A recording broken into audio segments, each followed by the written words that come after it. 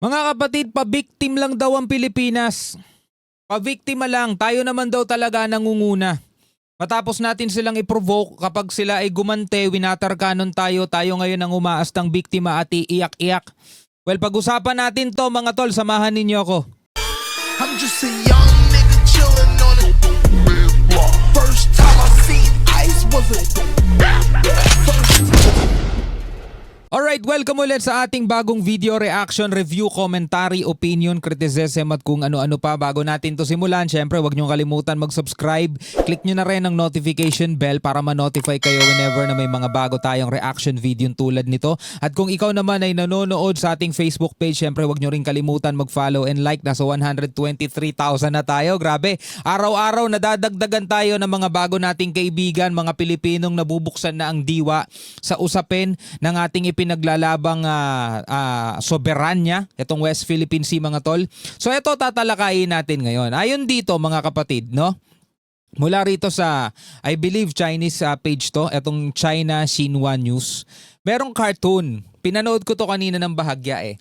Ito yung step by step guide daw mga tol, paano maging pa-victim. How to play victim, sabi nga rito mga kapatid. No, pero bago natin 'to ipagpatuloy, gusto ko muna magpasalamat dito kay Boss Sherwin Olaes dahil siya ang nag-PM sa akin at sabi niya hope you cover bro, thanks. So China still crying about this. Naalala ninyo mga tol, yung nagkabanggaan yung dalawang barko ng China, isang Coast Guard at isang warship. So clinic ko to mga tol at ako'y napadpad mga kapatid dito sa China still crying about this, China Fox Chaser.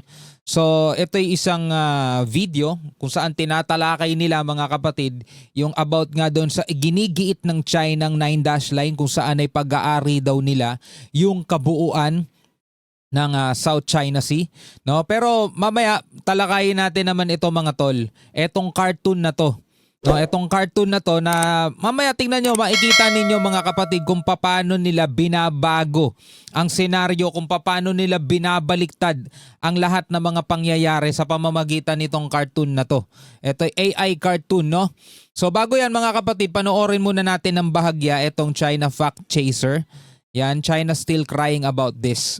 Do you guys remember this, where China did a self-own? Yeah. Where they crashed their own ships together? Yeah, play the footage. Okay. Yan, syempre lahat tayo naaalala natin mga tol kung ano yung pangyayaring to, 'di ba? Kasi kung hindi magaling yung kapitan ng ating maliit na barko mga tol, naging sandwich tayo diyan. Pinalaman tayo ng dalawang barko. Kaso magaling tayo umilag, magaling yung kapitan, di silang dalawa nagkabanggaan. Just a little callback here. Yeah. I want you guys to remember where this happened. See that little fire? Yes. So that's the Philippines on the right, and Yeah. China all the way up there on the top. Yeah. Kita mo, dito daw nangyari. Ang Pilipinas, eto lang. At ang China, all the way. Eto sila, napakalayo nila. Etong nakikita nating yellow, yan ang exclusive and economic zone natin.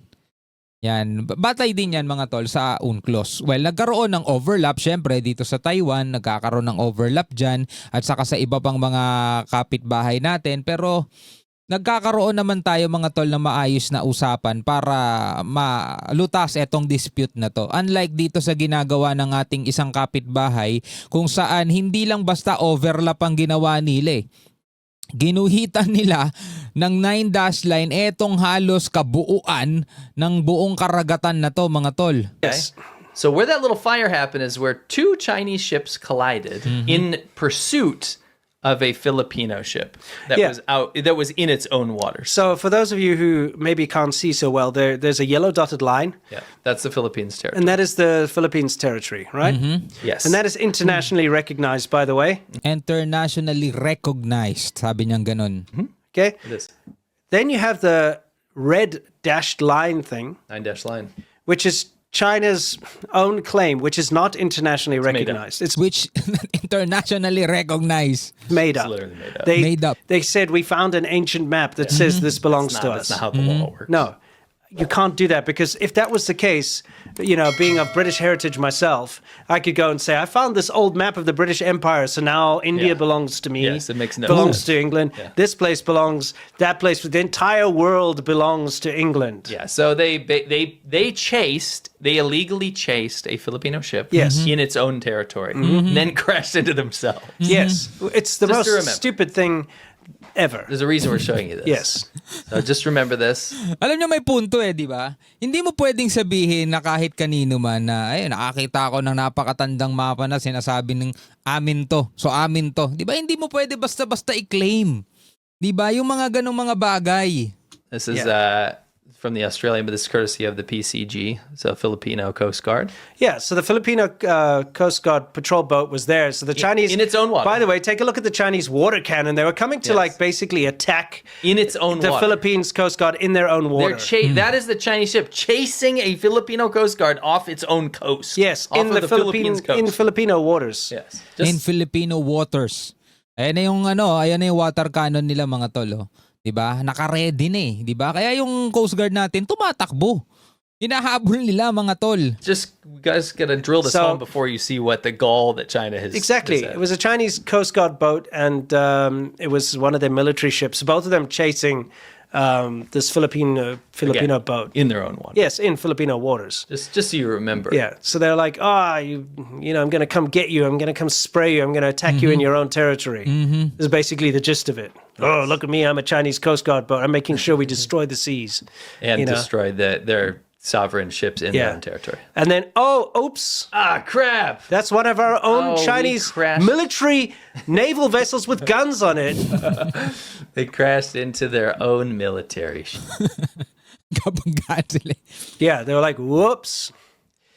That was- Again in pursuit of. Ngayon mga tol, eto putulin natin. Ano ngayon yung iniiyak nila mga tol? Eto.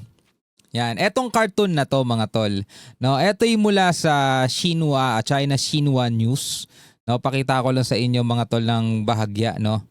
Sabi rito, how to play victim. No, South China Sea. Here's a step-by-step guide. Okay? Here's a step-by-step guide. O ano yung sinasabi nila? O panoorin natin mga tol. Ito. Back off, please. Take this!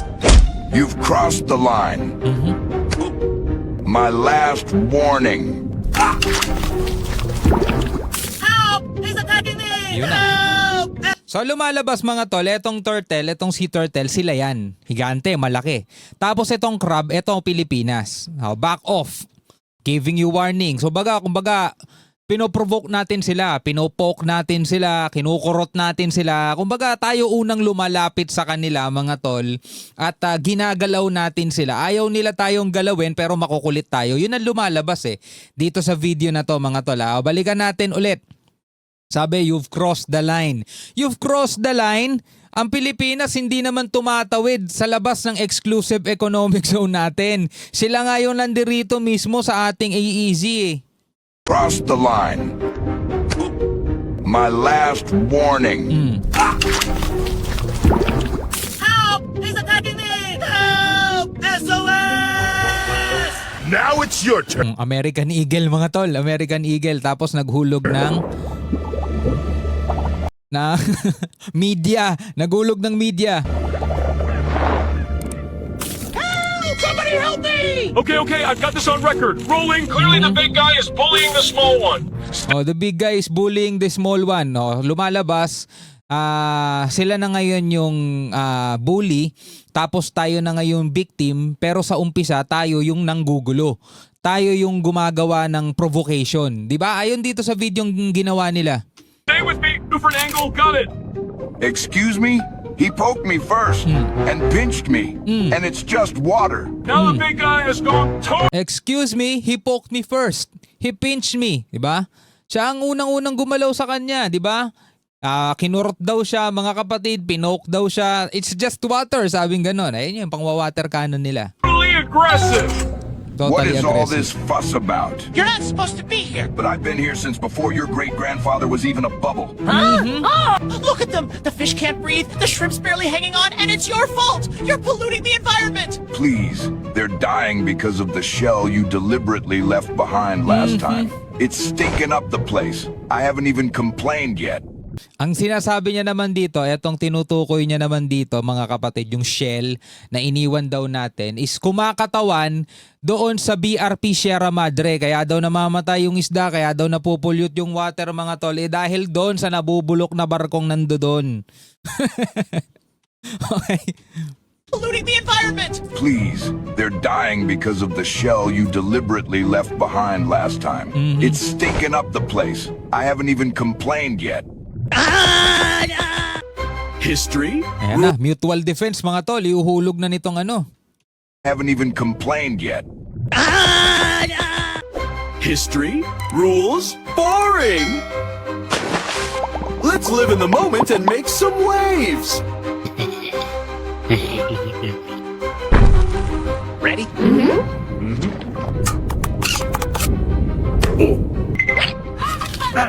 O ayan, kitang-kita mga kapatid. Ang kanilang pinapakita rito is lalapit na naman yung maliit na crab dito sa malaking turtle, tapos manggugulo na naman, ipopoke na naman siya, mangungurot na naman. This dangerous behavior, or I'll have to take action. Ouch!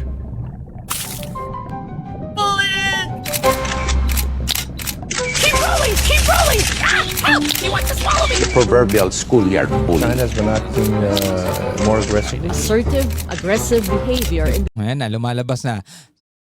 Ito na the proverbial schoolyard bully. China has been acting more aggressively. More aggressively. So ngayon mga kapatid, putulin na natin to. Ito yung kanilang how to play victim. Pero ang lumalabas mga kapatid, no, sa kanila bumabanda etong ginawa nilang video kasi lumalabas mga kapatid dito sa video na to, sila lang ang biktima. So how to play victim? Ito sa pamamagitan ng video tong ginawa nila.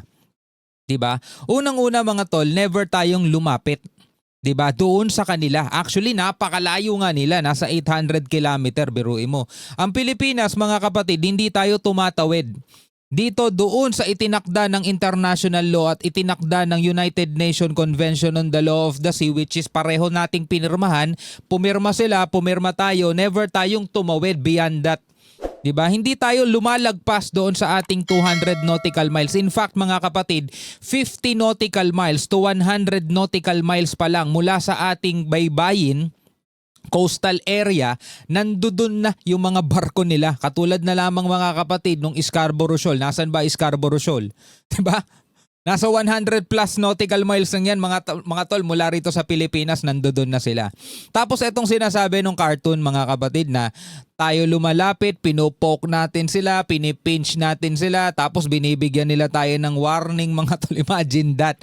Kita mo kung paano nila baluktutin yung katotohanan, kung paano nila durugin yung fact, 'di ba? Kung paano magpahayag ng disinformation. Kaya lumalabas sila ang totoong biktima. So lumalabas dito sa video na to, sila ang totoong biktima. O di ba ito yung how to play victim? How to play victim, gumawa ka ng maling istorya. How to play victim, gumawa ka ng ganitong uri ng cartoon. Ipalabas mo sa social media para makita ng mga tao na ikaw talaga ang totoong hinaharas. At gumagawa ka lang ng proper necessary action. Anyway mga kapatid, bilang mga Pilipino, ano ang inyong masasabi dito sa ating napanood? Comment na lamang kayo sa ibaba. Hanggang sa muli, ako nga pala si Shovel D. Peace out.